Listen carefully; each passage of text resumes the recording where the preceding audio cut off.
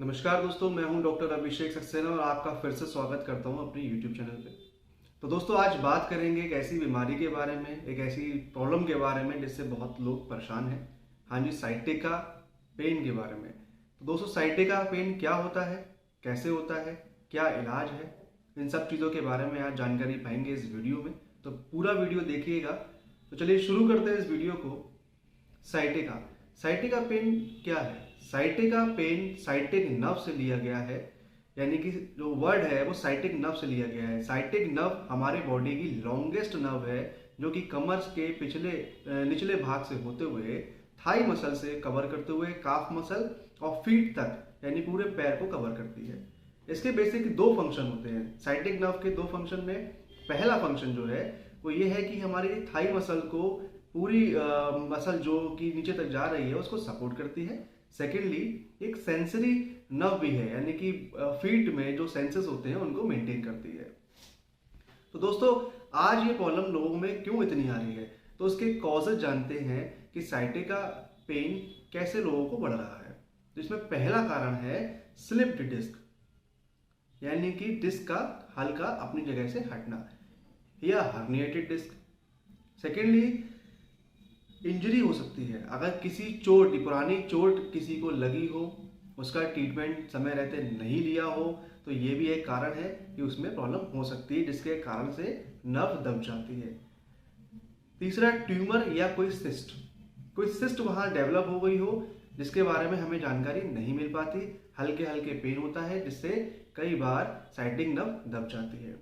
Basically जब sciatic nerve दबती है तो सर्कुलेशन प्रॉपर नहीं हो पाता, जिसकी वजह से हमें एक इंटेंस पेन होता है।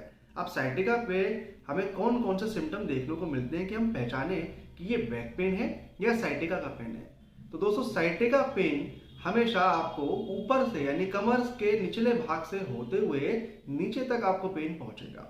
कभी कभी ये भी देखा जाता है कि पेन नीचे से फीट से उठ के ऊपर जाता है, जिसके बारे में मैं आपको अभी आगे वीडियो में दो मेडिसिन का डिफरेंशिएशन बताऊंगा। साइटिका पेन में आपको ट्विचिंग या लाइटनिंग पेन, यानी कि एकदम ऐठन वाला या एकदम इंटेंस पेन आपको दिखाई देगा। आपको महसूस होगा कि बहुत ज्यादा सीवियर पेन हो रहा है। कभी कभी हमको चलने में दिक्कत ज्यादा बढ़ती है और कभी कभी हल्का हल्का चलने में आराम मिलता है।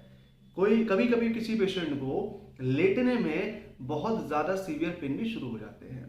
तो दोस्तों, ये डिपेंड करता है कि आपकी प्रॉब्लम कितनी क्रॉनिक है या कितनी एक्यूट है। तो बात करते हैं होम्योपैथिक में कौन कौन सी ऐसी दवाइयां हैं या कैसे साइटिका नर्व को जल्दी ठीक कर सके हैं। दोस्तों, मैं ये जो मेडिसिन बताने जा रहा हूं, इससे आपको ठीक 5 दिन में आराम मिलना शुरू हो जाएगा और महीने भर में आपको काफी हद तक रिलीफ मिल जाएगा, अगर आप इन मेडिसिन को और कुछ प्रिकॉशन को फॉलो करें। तो जिसमें पहली दवाई जो आती है वो है हाइपेरिकम। दोस्तों, हाइपेरिकम हम दो पार्ट में ले सकते हैं। दो पार्ट का मतलब है इसकी दो पावर है, जो मैं अपनी क्लिनिकल प्रैक्टिस में यूज करता हूं। पहली 1x पोटेंसी। दोस्तों, 1x पोटेंसी एक टिंचर पोटेंसी है, टिंचर में है, जिसमें लोअर पोटेंसी कहलाती है। जिन पेशेंट को क्रॉनिक यानी पुराना साइटिका का पेन है और पेन बहुत सीवियर नहीं है, हल्का हल्का ऐठन वाला पेन है, तो उसमें हाइपेरिकम 1x टैबलेट दो टैबलेट सुबह दोपहर शाम ले सकते हैं। और जिन पेशेंट को एक्यूट प्रॉब्लम है यानी कि बहुत ज्यादा सीवियर पेन होता है, तो हाइपेरिकम 1m पोटेंसी में 5-5 ड्रॉप सुबह शाम डेली ले। दूसरी मेडिसिन है कोलोसिंथ 1m। दोस्तों, कोलोसिंथ 1m जिन पेशेंट को लेटने में रिलीफ मिल रहा है उनके लिए कोलोसिंथ 1m, या सिकाई करने में ज्यादा रिलीफ मिलता है, गर्म पानी से सिकाई करने में, हॉट वाटर बॉटल से सिकाई करने में उनको रिलीफ मिलता है, तो कोलोसिंथ 1m 5 ड्रॉप डेली एक बार ले सकते हैं।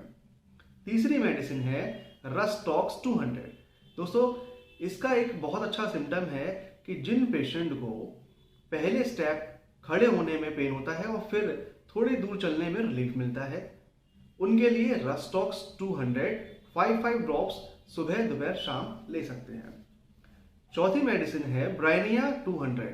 ब्राइनिया 200 जिन पेशेंट को जरा सा चलने में भी प्रॉब्लम बहुत ज्यादा बढ़ती है, बहुत पेन ज्यादा इंटेंस बढ़ जाता है, उनके लिए ब्राइनिया 200। इसको भी आप 5-5 ड्रॉप दिन में 3 बार ले सकते हैं। पांचवी मेडिसिन दोस्तों कालमिया लैटिफोलिया एंड लीडमपाल। जो मैंने अभी आपसे बताया था कि मैं दो मेडिसिन आपको बताऊंगा जिनका डिफरेंशिएशन होगा। तो कालमिया लैटिफोलिया 200 में जिन पेशेंट को ऊपर से पेन उठ के नीचे भाग रहा है उनके लिए कालमिया लैटिफोलिया 200 5-5 ड्रॉप दिन में 3 बार। और जिन पेशेंट को यह फील होता है कि फीट से उठ के पेन ऊपर तक भाग रहा है यानी कि रिवर्स पोजीशन में, उनके लिए लीडमपाल 200, इसकी भी डोज 5-5 ड्रॉप दिन में 3 बार। दोस्तों एक चीज का और ध्यान रखें कि साइटिका पेन अगर आप मेडिसिन ले रहे हैं और आपको रिलीफ कम आ रहा है तो हो सकता है कि आपकी बॉडी में कुछ विटामिन डेफिशिएंट हो रहे हो, जिसमें vitamin B12 and vitamin D बहुत ही कॉमन और बहुत इंपॉर्टेंट विटामिन है। तो दोस्तों B12 का और विटामिन D का आप चेकअप कराएं और आपको लगता है कि विटामिन D और B12 कम है तो विटामिन D और B12 को आप लेना शुरू करें साथ में। आपको निश्चित 100% बेनिफिट बहुत जल्दी मिलेगा और बहुत जल्दी परमानेंटली आप ठीक हो सकते हैं। तो चलिए इस वीडियो को यही समाप्त करते हैं। Thank you.